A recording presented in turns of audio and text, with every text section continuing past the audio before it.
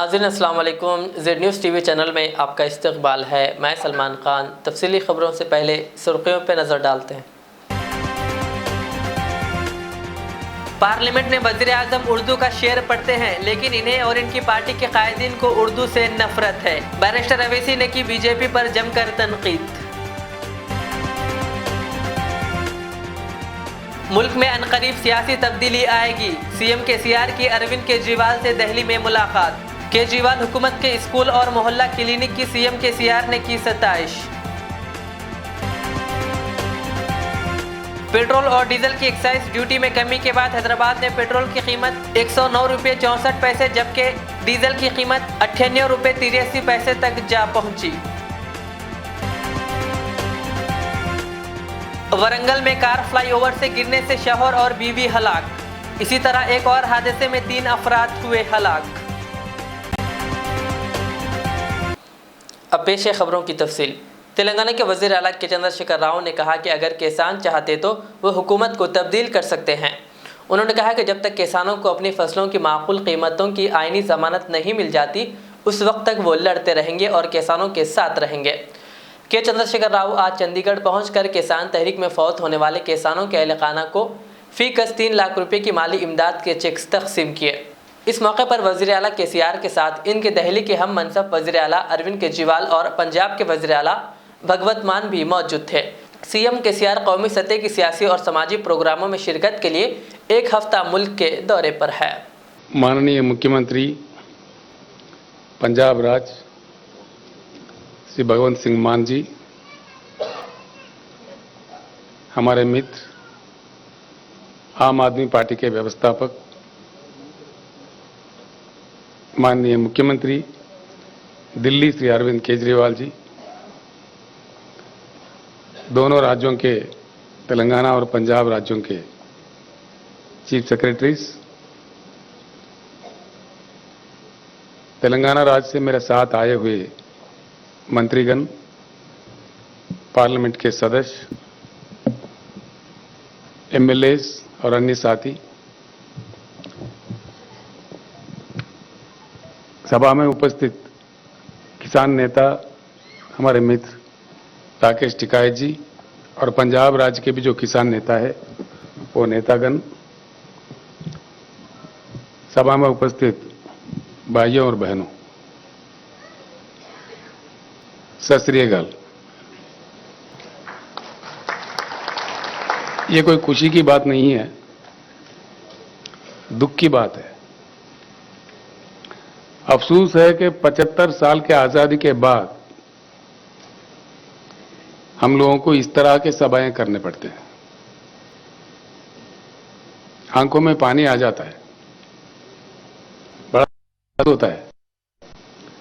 आखिर ऐसा क्यों है हमारा देश? इसके बारे में जरूर चिंता करने की जरूरत है। हर चीज के लिए हर किसी को काफी मशक्कत करनी पड़ती है। इसके जड़ कहां है, इसका वजह क्या है, इस चीज पे जरूर चर्चा हो, ये मैं दिल से चाहता हूं। हिंदुस्तान के एक शहरी होने के नाते कईयों ऐसे समस्याएं हैं जिनके लिए लोगों को लड़ने पड़ते हैं, मरने पड़ते हैं, शहादत देनी पड़ती है। क्या मजबूरी है? हम ही नहीं, दुनिया में कई देश है, समस्याएं हर जगह होती है। ऐसा नहीं कि किसी समस्या किसी देश में नहीं है, लेकिन हमारे पास जिस प्रकार की समस्याएं हैं, इस प्रकार के कहीं भी नहीं होते। खैर, आप लोगों ने जो शहादत दी है आपके परिजनों ने, किसान आंदोलन चलाते हुए केंद्र सरकार को मजबूर करके अपने कानून वापस लेने तक जो लड़ाई जारी रखे, मैं उन तमाम किसान नेताओं को, किसान भाइयों को सर झुका के प्रणाम करता हूं। जो लोग शहीद हुए, हम उनको वापस तो ला नहीं सकते।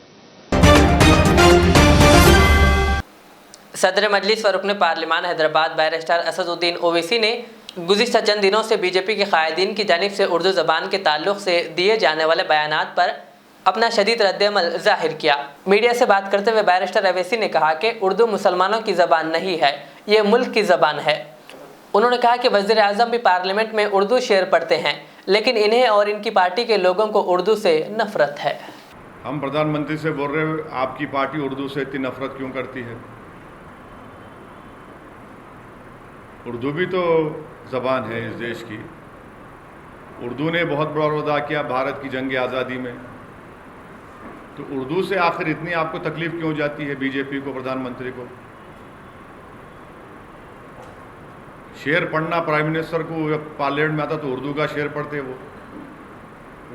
हाँ नहीं, उर्दू का शेर पढ़ेंगे जब शेर पढ़ना है, मगर उर्दू को नहीं पसंद करते, ये क्या बात है?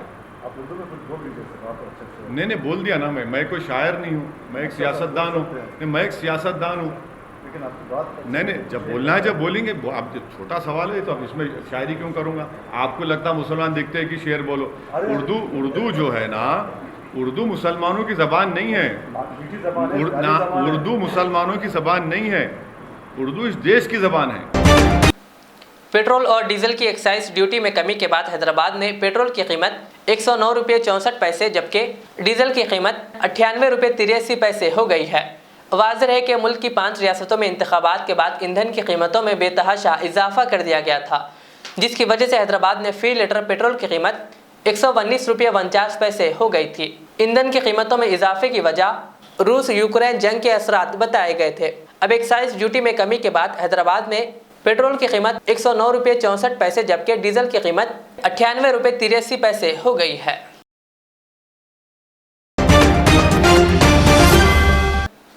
तेलंगाना बीजेपी सदर बंडी संजय ने पेट्रोलियम अशिया की कीमतों में कमी से मुताल्लिक मोदी ज़ेर क़यादत मरकज़ी हुकूमत के फैसले का खैर मकदम किया। उन्होंने जोर देते हुए कहा कि रूस यूक्रेन जंग के असर के बावजूद ईंधन की कीमत में कमी की गई है। उन्होंने कहा कि मरकज़ की तर्ज पर अब रियासती हुकूमत को चाहिए कि वो ईंधन के वैट में कमी लाने के इक़दामात करे। उन्होंने करीमनगर ज़िले में मीडिया से बात करते हुए कहा कि 1 लीटर पेट्रोल पर रियासती हुकूमत को 30 रुपये टैक्स की शक्ल में मिल रहे हैं। उन्होंने कहा कि रियासती हुकूमत की जानिब से पेट्रोल पर आयद किए जाने वाले वैट में कमी पर पेट्रोल की कीमत फ़ी लीटर 80 रुपये तक हो सकती है।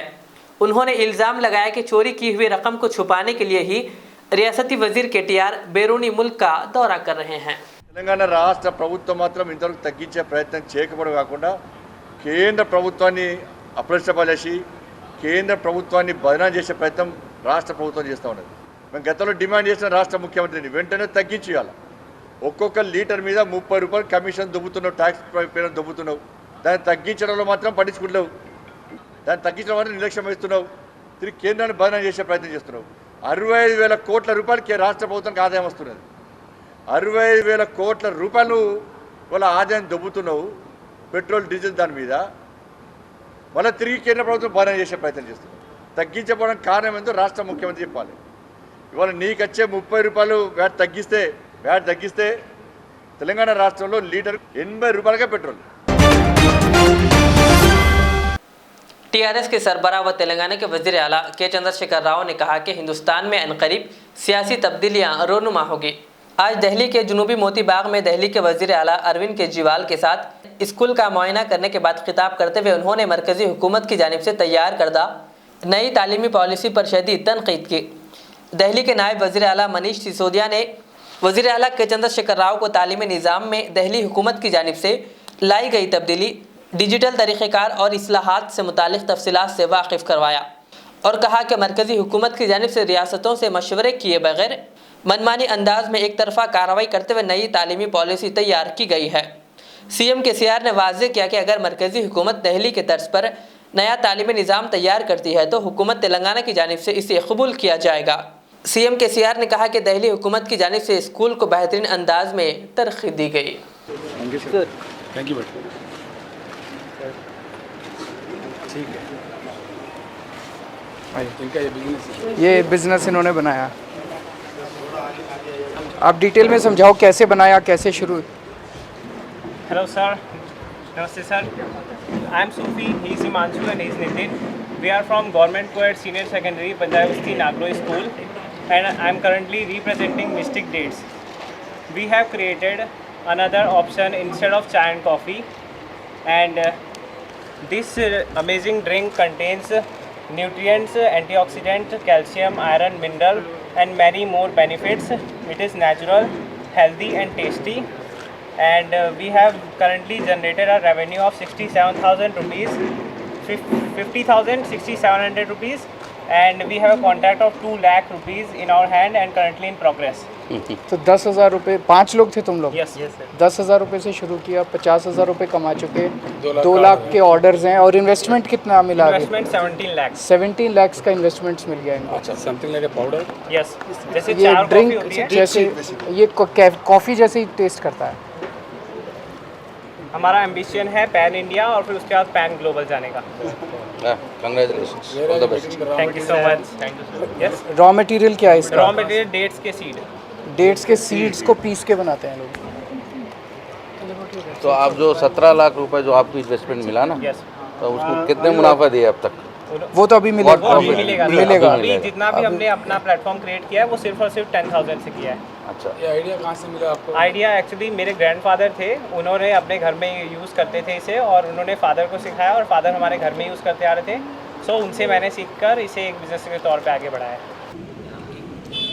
एजुकेशन के मामले में दिल्ली सरकार का जो प्रयास हुआ है बहुत ही प्रशंसनीय है। इसके नतीजे भी देखने को मिल रहा है।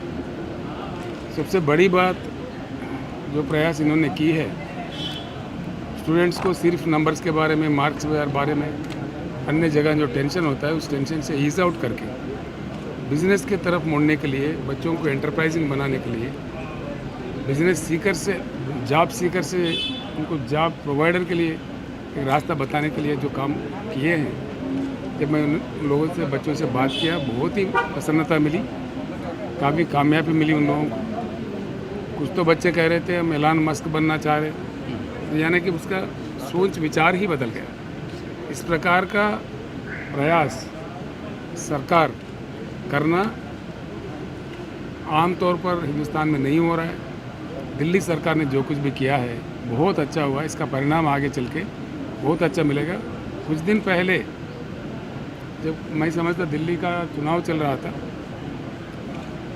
कुछ टीवी वाले बता रहे थे, टीवी पे मैं देख रहा था, कुछ आम महिला है जो कैनाट प्लेस में, उनसे इंटरव्यू लिया जा रहा था।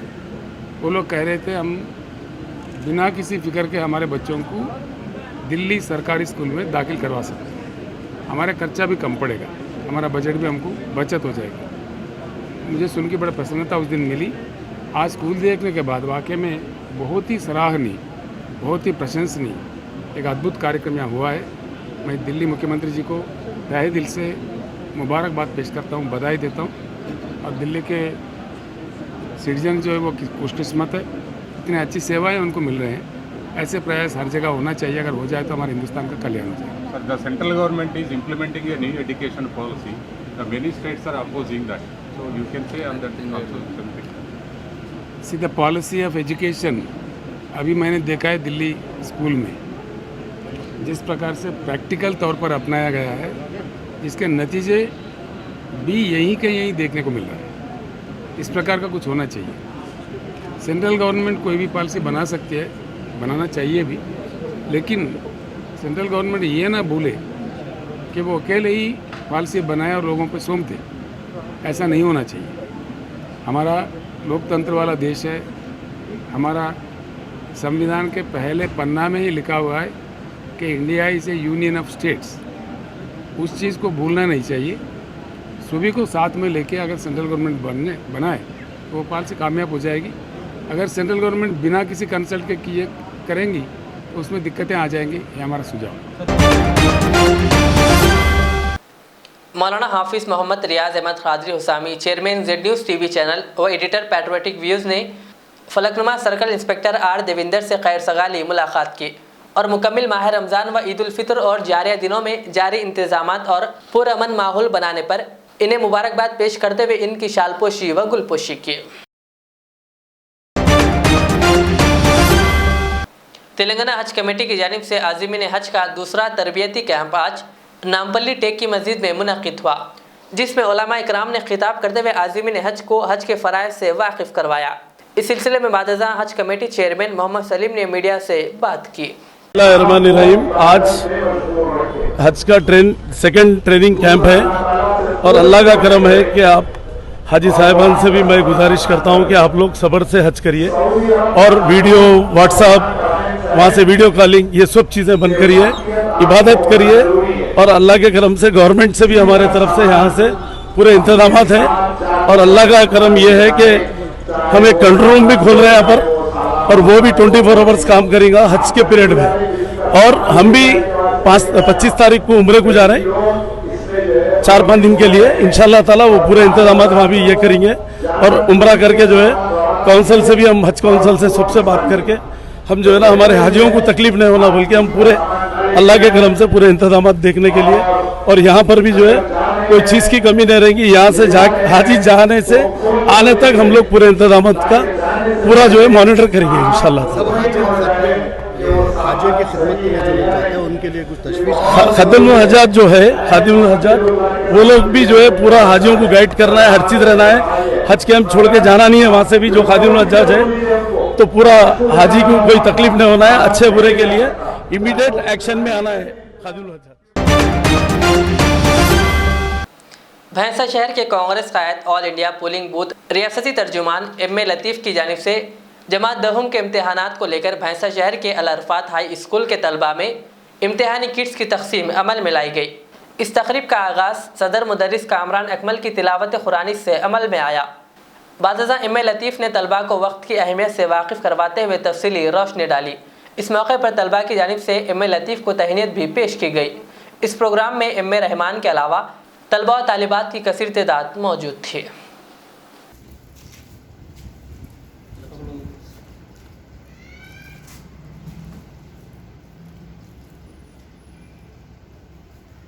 औरत के सर पर और मर्द के दिल के अंदर खौफ नहीं है, हमें पड़ोसी के हक़ को अदा नहीं कर रहे, हम लोगों के ऊपर जुल्म कर रहे हैं, तो ये तालीम कुछ काम की नहीं है। तो हमारे अंदर हम जो है जज्बे का फ़ोन से दूरी अख्तियार कीजिए, इंटरनेट से दूरी अख्तियार कीजिए। फ़ोन एक ऐसी चीज़ है, इंसान जब फ़ोन के ऊपर क्लिक करते हैं तो इंटरनेट इनकेस कर देता है, हमें आगे लेकर चल जाता है। तो हम उन चीज़ों को रुकना चाहिए। फ़ोन की 2 तस्वीरें हैं, एक तस्वीर जो है अच्छाई की तरफ ले जाती है, एक तस्वीर जो है बुराई की तरफ ले जाती है। तो हम जो है बुराई की तस्वीर जब हम इनकेस करता है फ़ोन इंटरनेट, तो हम उसको रोकना चाहिए। हमारी शख्सियत जब भी मालूम होती है कि हम उसको रुके। मजबूत शख्सियत के हामिल वो होते हैं जो बुराइयों से रुकते हैं। हमारी शख्सियत जब भी मालूम होती है कि हम अच्छे शख्सियत के हामिल हैं या नहीं, तो हम रुकना चाहिए। और हमारे पेरेंट्स के ड्रीम्स, पेरेंट्स के आप जो बैठे हुए खाली नहीं बैठे, आपके पेरेंट्स के एक्सपेक्टेशन पे बैठेगा। आपके पेरेंट्स के ड्रीम्स है आपके साथ, कि आपके पेरेंट्स चाहते हैं कि आप एक अच्छे लॉयर बने, आप एक अच्छे डॉक्टर बने, आप एक अच्छे टीचर बने। रियासत तेलंगाना के वरंगल फ्लाईओवर के ऊपर एक कार गिर पड़ी, जिसके नतीजे में एक जोड़ा हलाक हो गया। ये हादसा इतवार की सुबह के अवलीन सातों में जिले की खम्भम बाईपास फ्लाईओवर पर उस वक्त पेश आया जब फ्लाईओवर के ऊपर इनकी कार का दूसरी कार से तसादुम हो गया। इस हादसे में कार में सवार शौहर और बीवी हलाक हो गए। हादसा इतना शदीद था कि एक की मौके पर ही मौत हो गई, जबकि दूसरे की मौत MGM अस्पताल में इलाज के दौरान हुई। इस हादसे में एक और शख्स शदीद जख्मी हो गया। महलूकीन का ताल्लुक जिले खम्मम से है। महलूकीन की शनाख्त सरकारी मुलाजिम 42 साला सारैया और इसकी बीवी 39 साला सुजाता के तौर पर की गई है। पुलिस ने सिलसिले में एक मामला दर्ज करके तफ्तीश शुरू कर दी।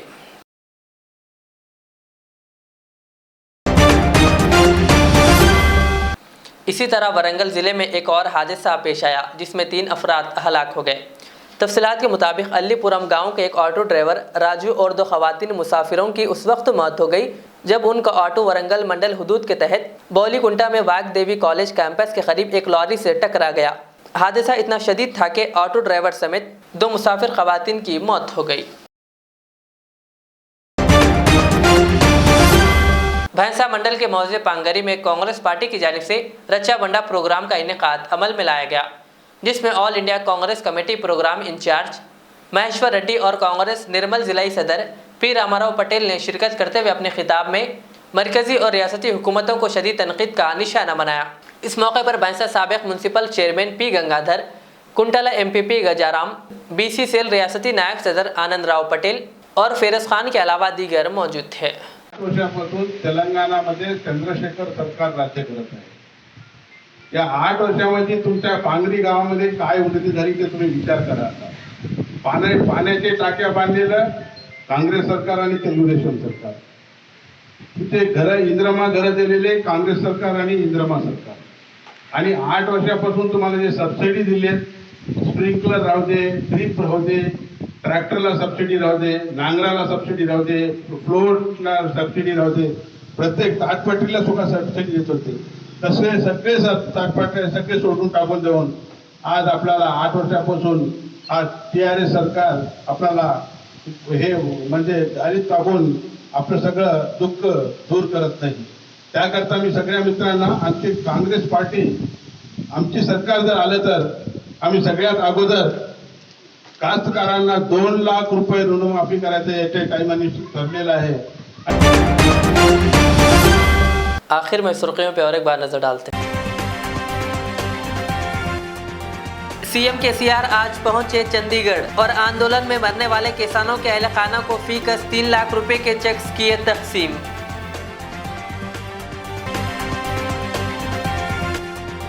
हुकूमत के वैट में कमी पर पेट्रोल की कीमत 80 रुपये फी लीटर हो सकती है, बंडी संजय का दावा. पार्लियामेंट में वज़ीर आज़म उर्दू का शेर पढ़ते हैं, लेकिन इन्हें और इनकी पार्टी के कायदीन को उर्दू से नफरत है. बैरिस्टर अवैसी ने की बीजेपी पर जमकर तनकीद.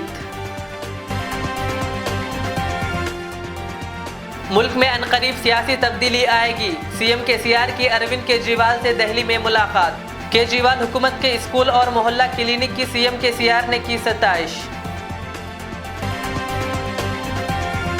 पेट्रोल और डीजल की एक्साइज ड्यूटी में कमी के बाद हैदराबाद में पेट्रोल की कीमत 109 रुपये 64 पैसे जबकि डीजल की कीमत 98 रुपये 83 पैसे तक जा पहुंची. वरंगल में कार फ्लाईओवर से गिरने से शौहर और बीवी हलाक. इसी तरह एक और हादसे में 3 अफराद हुए हलाक. ये थी आज की दिन भर की हमारी खबरें. मुझे इजाज़त दीजिए. हमारे जेड चैनल को यूट्यूब पर सब्सक्राइब, फेसबुक पर लाइक शेयर ज़रूर करें. अल्लाह हाफिज़. रियाज इस्लामिक स्कूल तालीमी मैदान में एक नया इनकलाब. इस्लामिक और मॉडर्न एजुकेशन की अजीम दरसगाह. 23 साल तजुर्बे के बाद तलबा और तालिबात के लिए रियाज इस्लामिक स्कूल पेश करता है हिफ्ज़ कुरान, नाज़िर कुरान क़ायदे के अलावा नर्सरी ता 10वीं जमात तक की तालीम का बेहतरीन नज़्म. बच्चों के लिए हॉस्टल की सहूलत, मुस्तहिक़ तलबा के लिए खुसूसी रियायत, तलबा और तालिबात के लिए अलहदा क्लासेस के माकूल नज़्म, खुसूसी computer classes, hardware and software training. बच्चों में तहरीरी और तकरीरी सलाहियतों को उजागर करने के लिए हफ्तावारी प्रोग्राम. काबिल और मुशफ़िक़ असातिज़ा इकराम की निगरानी में बेहतरीन तालीम नज़्म. सुबह 8 बजे तक शाम 4:30 बजे. दाखिले जारी हैं, उजलत कीजिए. Riyaz Islamic school, opposite lane, new SR petrol pump, Vattepally, Hyderabad.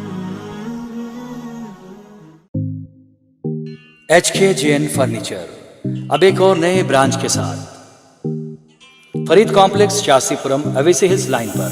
याद रहे, 40 साल से फर्नीचर की दुनिया में भरोसे का एक नाम HKJN फर्नीचर.